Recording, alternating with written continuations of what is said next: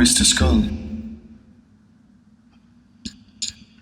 The voices, ever harping, always spinning, surely weaving, never ceasing. The purpose, so as to send you a spin, to render you spun. With that demeanor they postured, playing off your fears, your skeletons, always looking for something, anything to hang on you, drown you, overwhelm you.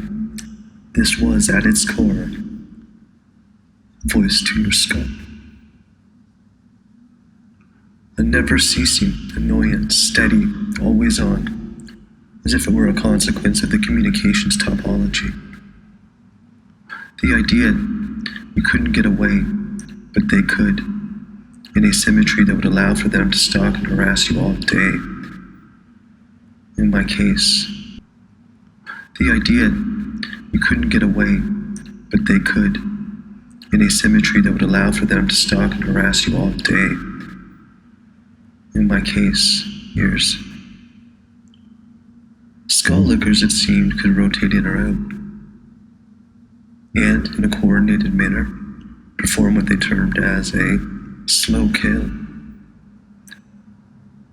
No matter the time it took, they would simply overload your brain with non-stop communication, then commence shaking out any assets they could, by way of and cause of a cascade of electrical impulse sizzling through your neurons. You were on,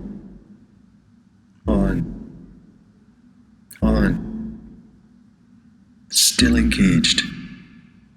It was always on. Mimicking a subvocalization, they often sounded like people you knew. I can only speculate as to why, and so I did.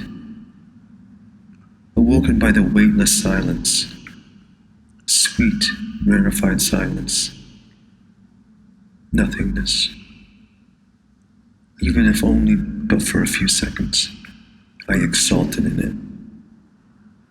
Then, like a moth to a flame, bellowing outward, they began the daily splurge diatribes.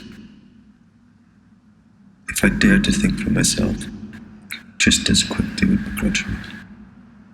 As vultures to decomposing corpses, they circled ever closer, swooping down, descending, breaking the silence by ripping into, gnawing, gnashing, tearing and pulling at your squawks,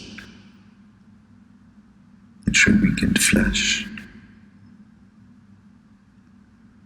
gorging upon you, feasting in full delight. You all got food, never a thought to your humanity,